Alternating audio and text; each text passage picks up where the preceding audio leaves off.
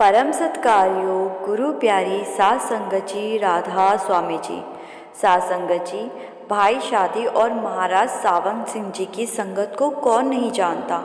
मुसलमान होने के बावजूद भाई शादी पर महाराज जी का ऐसा प्रभाव पड़ा कि उन्होंने अपना पूरा जीवन ही महाराज जी और डेरे के नाम कर दिया।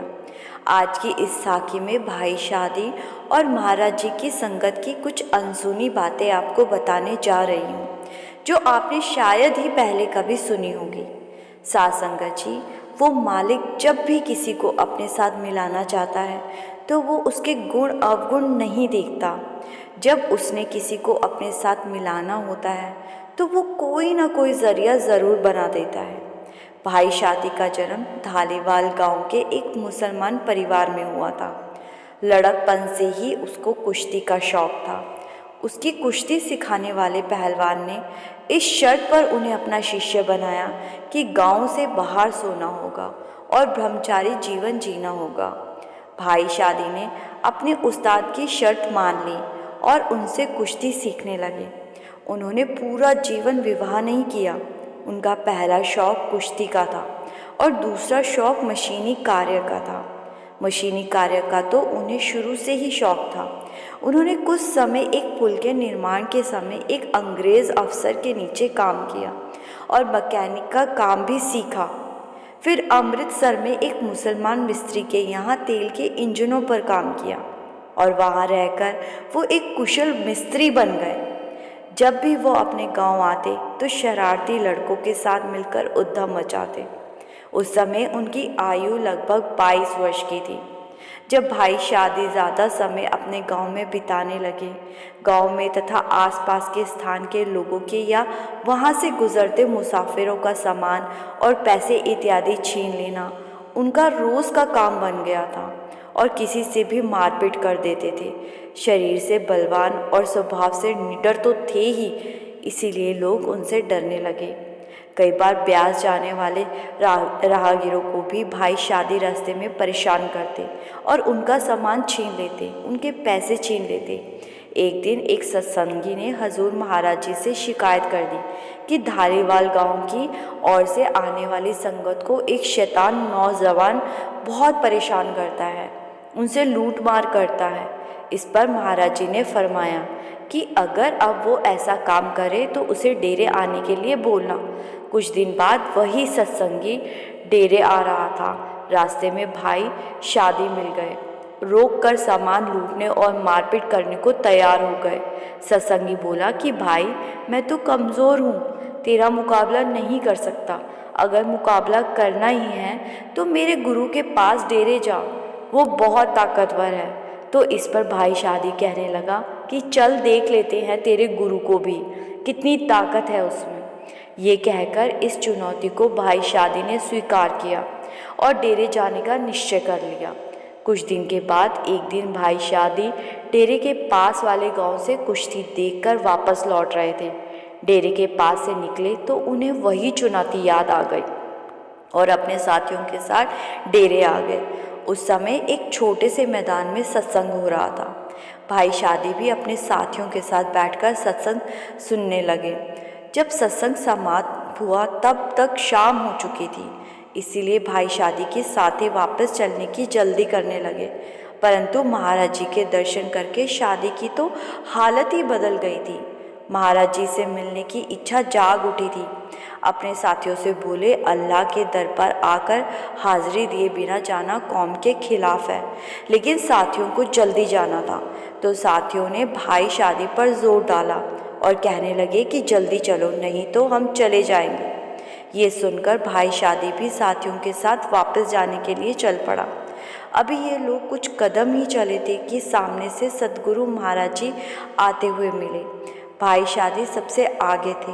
हजूर महाराज ने उस पर मेहर भरी दृष्टि डाली और फरमाया कि इस वक्त अंधेरे में कहाँ जाओगे, कल चले जाना। परंतु उसने जवाब दिया कि उसका गांव पास ही है, कुछ ही देर में पहुंच जाएंगे। शादी ने महाराज जी से कोई ज़्यादा बात नहीं की और वहां से घर लौट आया। लेकिन सतगुरु का आकर्षक स्वरूप उनके मन में समा गया। गांव में चैन न मिला और 4 दिन बाद बगैर किसी से कुछ कहे वो डेरे आ गए और ऐसे आए कि फिर लौटकर कभी वापस ना गए। उस समय भाई शादी की उम्र 24 वर्ष की होगी। उन्होंने शाम को सत्संग सुना। हजूर ने सत्संग में फरमाया कि जो लोग पराया धन लूटते हैं, हक हलाल की कमाई नहीं करते, दूसरों के धन पर बुरी नज़र बनाए रखते हैं, उन्हें इसका बहुत भारी भुगतान करना पड़ता है। पूरे सत्संग में भाई शादी की आंखों से आंसू बह रहे थे। दूसरे दिन ही भाई शादी हजूर महाराज जी के चरणों में गिर गए और हजूर ने नाम की दौलत बख्श दी। इसके बाद भाई शादी हजूर के सेवक बनकर डेरे में रहने लगे। एक बार गांव से खबर आई कि माँ बीमार है। भाई शादी अपनी माँ की खबर लेने चल पड़े, परंतु आधे रास्ते से वापस लौट आए।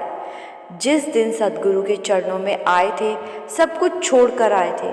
सद्गुरु से एक दिन के लिए भी दूर होना मंजूर ना था, इसलिए वापस आ गए। भाई शादी हजूर के कमरे के दरवाजे पर सोते थे। रात को हजूर ने भाई शादी को आवाज़ दी और फरमाया, भाई शादी तुम्हारी माता ज्योति में समा गई है, मालिक ने उसकी संभाल कर ली है। ये सुनकर भाई शादी की आंखों से आंसू बह निकले। भाई शादी एक बहुत अच्छे मैकेनिक भी थे। एक बार भाई शादी महाराज जी के साथ लाहौर गए और वहाँ से टूटा फूटा ऑयल इंजन बहुत कम दाम में ले आए। फिर भाई शादी ने उस इंजन पर काम शुरू किया और कुछ दिनों में उसे सुधार कर चालू कर दिया और उस इंजन की सहायता से डेरे में बिजली चालू कर दी। एक बार कहीं से 300 रुपये में एक बेकार में टूटा हुआ ट्रैक्टर खरीद लाए और उस पर मेहनत करके ऐसा ठीक किया कि कई साल तक उस ट्रैक्टर से डेरे में खेती की गई। इसी प्रकार भाई शादी टूटे हुए इंजन सस्ते भाव में खरीदकर उन्हें ठीक करके बाजार में बेच देते या डेरे में किसी न किसी काम में इस्तेमाल कर लेते। उन्होंने डेरे में ऐसे ही एक आटा पीसने वाली मशीन भी लगा दी थी। सद्गुरु की बातों का उन पर ऐसा प्रभाव पड़ चुका था कि एक समय में दूसरों का धन लूटने वाला लड़का आज अगर कहीं बाहर जाते तो किसी के यहाँ खाना तो दूर चाय तक ना पीते, अपना खाना बाजार से अपने पैसों से लेकर खाते। उनकी कुशलता को देखते हुए लाहौर के बड़े बड़े कारखाने के मालिक उन्हें अच्छा वेतन देने के लिए अपने पास बुलाते कि तू हमारे यहाँ नौकरी कर ले, पर वो एक ही जवाब देते कि अब इस बादशाह की नौकरी छोड़कर जाने का दिल ही नहीं करता। जो चीज़ मुझे इस बादशाह के डेरे में मिल रही है वो तुम लोग मुझे दे ही नहीं सकते। कई बड़े बड़े मुसलमान घरानों से उनके लिए शादी के प्रस्ताव भी आए, परंतु उन्होंने सबको यह कहकर मना कर दिया कि ये जीवन तो अब मैंने अपने सद्गुरु के नाम कर दिया। हजूर के प्रेम के इतने दीवाने थे कि अगर कभी बाहर जाना पड़ता तो शाम तक डेरे हर हाल में सत्संग सुनने पहुंच जाते। भाई शादी पढ़े लिखे नहीं थे, लेकिन जब कभी गुरु की महिमा के बारे में लिखना होता तो उनसे बेहतर कोई दूसरा लिख ही नहीं सकता था।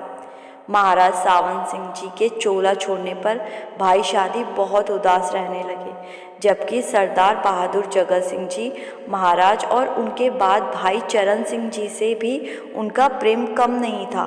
फिर भी अपने देह स्वरूप सद्गुरु का वियोग वो बहुत महसूस करते थे।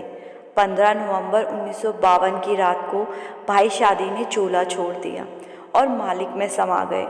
साध संगत जी, कुछ ऐसे सेवक होते हैं जिन पर सद्गुरु का प्रभाव ऐसा पड़ता है कि वो अपना पूरा जीवन ही परमार्थ में लगा देते हैं। आपने देखा कि भाई शादी पहले क्या काम करते थे और हजूर से एक बार मिलने पर ही उनका सब कुछ बदल गया। अब वो पहले वाले भाई शादी नहीं रहे थे, उनके अंदर एक ज़बरदस्त परिवर्तन हुआ था।